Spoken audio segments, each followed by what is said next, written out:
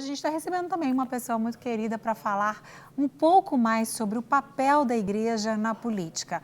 Na verdade, muita gente acha, acho que é meio polêmico esse assunto, né? Acha que a igreja não tem que se meter na política, não tem que se envolver. Outros acham que sim. E, claro, a gente não quer aqui discutir esse assunto, mas a gente quer saber um pouquinho dele, o que ele pensa e o que está acontecendo no cenário brasileiro atual. O presidente do Instituto de Políticas Governamentais do Brasil, Raimundo Carvalho, que está aqui para a gente bater um papo. E lembrando que a gente está ao vivo. Se você tem alguma dúvida, pergunta ou comentário, é só ligar para 3209-3301. Quem liga quer ligar apenas para o telefone. Quem quer usar o e-mail é semprefeliz@redesuper.com.br ou pelo WhatsApp, que é o 98402976. Tem que decorar esse número, porque não é possível, né? Já estou falando ele há algum tempo. Tudo bem, Raimundo? Tudo bem, Márcia. Obrigada por ter vindo. É um prazer estar aqui com você.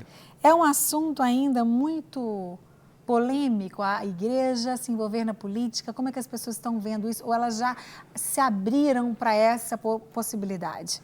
Eu gostaria de voltar um pouco na história para que nós pudéssemos pensar o seguinte.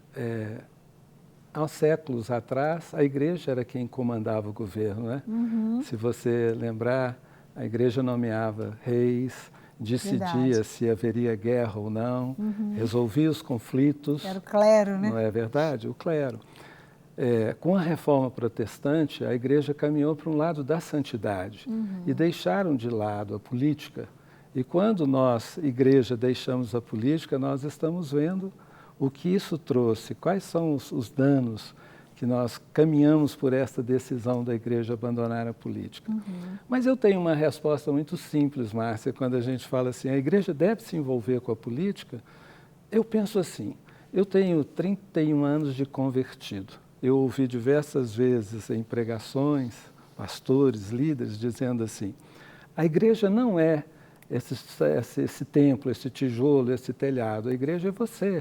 Você, Márcia, eu, Raimundo, somos nós.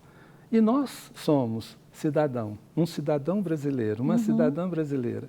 E eu acho que, como cidadão, nós temos deveres com o governo central que nos ordena, que nos comanda, que traz imposições, leis, tributos, temos que pagar, temos que obedecer. Então, como eu sou a igreja e sou cidadão, não se envolver com a política? É verdade. Nós não podemos ser apolíticos, né? É verdade. Agora, muitas vezes as pessoas pensam assim, mas a política é tão ruim, existe a política ruim, mas a política ética, a política transparente, a igreja tem que participar.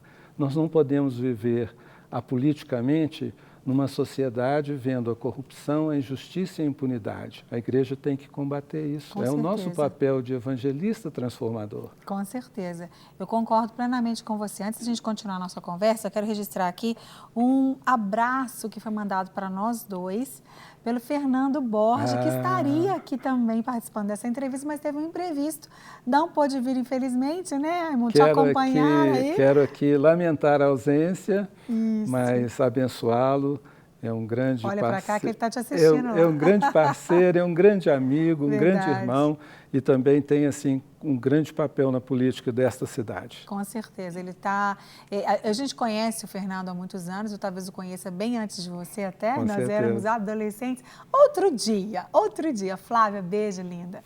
E ele sempre foi muito preocupado com as questões humanitárias, né? Sempre se envolveu, morou nos Estados Unidos um tempo, envolvido com questões humanitárias, com questões sociais, socioeconômicas, políticas. Então, realmente, a gente vai ter que fazer um outro programa para o Fernando vir, né? Juntamente com você, e a gente falar mais e também explorar o conhecimento que ele tem, e ele tem se envolvido mesmo de uma maneira muito bonita, né? E ele tem um programa aqui na Rádio Super, viu, gente? Geração de José, é o programa do Fernando Borges. Nando, manda os horários aí, que eu não me lembro agora, tá bom? Bom, eu recomendo, viu? Vale a pena ouvir o programa. É verdade, eu já ouvi no carro várias vezes, quando eu estou dirigindo, eu já ouvi, muito bom realmente. Bom, Raimundo, de uma forma geral, as pessoas, elas... Como a gente falou aqui, existe uma polêmica, tem gente que acha que não, mas acho que isso já está mudando muito, né? Talvez a própria necessidade. O que a gente está vendo no cenário brasileiro hoje? no cenário nacional, na nossa política, qual é o retrato, qual é a foto que você vê desse cenário? Eu vou te responder como cristão. Qual é o cenário que nós, do Instituto de Políticas Governamentais, enfrentamos hoje? O nosso Congresso, as nossas casas legislativas, seja Câmara Municipal, seja Assembleia Legislativa, Congresso Nacional, Câmara de Deputados, Senado Federal, os nossos representantes, e eu falo em geral, não só os cristãos, os evangélicos, mas todos os nossos legisladores, a proposta é de aprovar leis que hoje estão totalmente na contramão dos princípios e valores cristãos.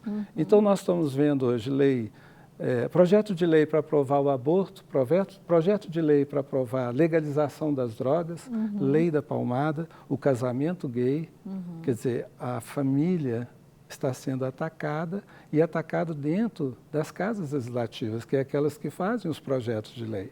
Então, eu diria para você que o cenário é caótico e é ruim.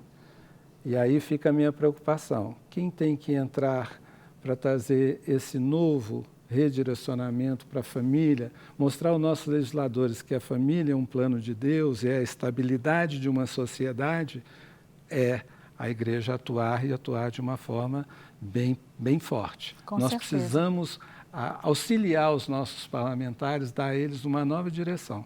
A sociedade hoje, Márcia, ela vive assim, do modismo, né? Então, assim, casamento gay é moda, né? Voto nulo e branco é moda. Por que eu vou votar? Isso não vai mudar mesmo. Então, assim, a igreja tem que participar num processo de educar, né? De iniciar uma nova formação política, começando pelos seus membros, né? E depois levar isso até a sociedade de uma forma geral. Não, inclusive, né, Raimundo, a gente sabe, se não fosse a Frente Parlamentar Evangélica, os evangélicos, em todas essas camadas, em todas essas instâncias parlamentares, essas leis, muitas dessas leis já teriam sido aprovadas. Ou seja, a igreja, ela tem exercido o seu papel, ela tem impedido que muitas dessas leis sejam aprovadas, já estivessem em vigor. Então, quer dizer, o papel da igreja é fundamental, como você disse muito bem no começo. Nós somos a igreja. Nós somos a igreja. E se nós somos a igreja, se nós elegemos representantes para estarem lá no nosso lugar, nós precisamos estar junto com eles. Falar para eles o que a gente pensa, o que é que a igreja pensa, o que é que a igreja acha do que está acontecendo hoje e como a igreja deve se portar. Isso é muito importante a gente dizer, né? Olha, eu acho que eu vou te responder com um exemplo bem simples. O senador Cristóvão Buarque foi o relator da lei, do projeto de lei para aprovar a legalização das drogas no Brasil. Quando isso chegou às nossas mãos, nós juntamos um grupo de pessoas qualificadas relativas à área e fizemos um estudo minucioso e encaminhamos para o senador. Ele recebeu, leu o nosso estudo e, para espanto dele, ele disse assim: eu não sabia que no meio evangélico, no meio cristão, tinham pessoas tão preparadas para me responder com esse estudo. Através desse estudo, ele mudou o relatório dele. Então, aquela legalização das drogas de uma forma ampla, ela foi feita numa base de uma portaria dizendo: quem precisa da droga para um determinado tratamento médico, ele vai apresentar um laudo médico e a Anvisa vai liberar este medicamento. Olha o papel da igreja. Colhemos assinaturas, aí tem que parabenizar aqui o GAP pela mobilização. Verdade, colhemos assinaturas. Aqui. O Instituto colheu fora de Belo Horizonte mais 58 mil assinaturas. Apresentamos essas assinaturas ao Conselho de Comissão de Justiça da Câmara de Deputados. O senador mudou a proposta dele, né? É a Comissão de Direitos Humanos que nós apresentamos as assinaturas. O senador mudou o relatório e essa legalização nessa forma ampla não foi possível. E aí vem o Supremo Tribunal Federal e quer legalizar. É outra discussão, é outra situação, porque o Supremo não é para fazer leis, ele é para julgar se elas estão sendo cumpridas ou executadas.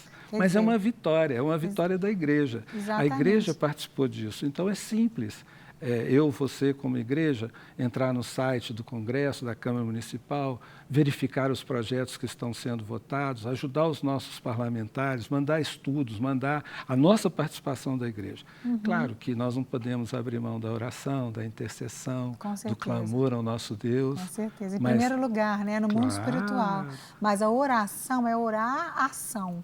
Tem que orar e agir. Essa mobilização da igreja, a mudança do Brasil, Márcia, politicamente falando, passa pela mobilização da igreja. Com certeza, eu acredito nisso.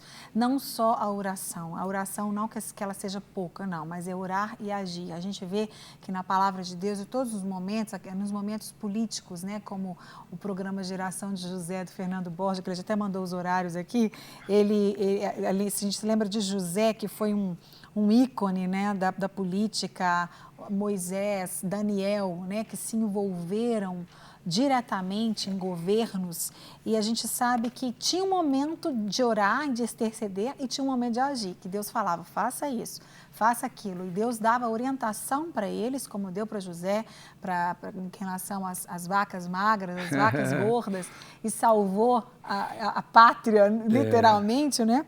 E a gente sabe que existe um tempo de orar, mas a gente também tem que agir, e se a gente não agir, não quer dizer que as nossas orações não valem, claro que valem, mas Deus é o nosso general. O general faz o que? Ele dá estratégias para o seu exército, né? E a gente precisa estar atento a isso. Só lembrando aqui, então, que o programa Geração de José, do Fernando Borges, é na Rádio Super, que você pode ouvir também pela internet, você que não está aqui na nossa região de Minas Gerais. Ele vai ao ar todos os dias, 6, 11, 17 e 22 horas. 6, 11, 17 e 22 horas você ouve o Fernando Borges compartilhar um pouco da palavra também com essa visão política. Não é, eu Raimundo? Recomendo, ouço o programa, Isso. Ele é muito interessante e o Fernando conhece muito desse tema. Então, bom, aí a gente voltando aqui para o nosso assunto, a gente estava falando sobre a participação do povo, né? Da gente, e achei interessante você dizer, a gente pode entrar nos sites, a gente pode ver o que está acontecendo, ver o que seu candidato está fazendo. Seu candidato que você votou, a gente tem eleição ano que vem, né? Ano que vem tem eleição. E aí, o que seus candidatos fizeram? Como eles se comportaram ao longo desses 4 anos? Ano que vem é prefeito, vereador, né? O que eles fizeram? A gente precisa estar ligado, participando. Não adianta a gente ser alienado, a gente depois cobrar e reclamar. Porque muitas vezes o povo faz isso, né, Raimundo? Eu até volto sempre à história, porque a política ela é feita de histórias, né? Se a gente lembrar de um povo que é chamado de essênios, era um povo na época de Herodes, de João Batista, e os essênios eram um povo que tinha um partido político e eles viviam no deserto, né? Então eu vejo hoje muitas vezes parte da nossa igreja vivendo num deserto político. E só assustam quando a gente traz notícias, por exemplo, o Congresso está buscando uma audiência pública para aprovar um projeto de lei para retirar textos bíblicos. Olha, se nós vamos começar a ter projeto de lei que nós vamos retirar textos bíblicos, imagina daí para frente. Vão proibir as igrejas, vão fechar as portas, o evangelho não pode ser pregado. A igreja tem que estar atento a essas ações, Márcia. Com certeza. Nosso papel da igreja é de restauração. Depois da queda, Jesus veio com a redenção e trouxe a igreja para restaurar. A restauração é também trazer a igreja para a política e para outras ações. Com certeza. Desta forma, nós vamos ter uma política com ética, decente, uma política não corrupta. Essa política que está aí, do jeito que ela está, a igreja não pode mesmo se envolver. Com certeza. Eu falo muito que a igreja precisa discernir a política do toma lá da cá, do débito crédito, e a política decente com ética, que é a que nós temos que fazer. Para receber todas as novidades do canal, inscreva-se e se curtir o vídeo, clique em gostei. Aproveite para acompanhar a Rede Super nas redes sociais.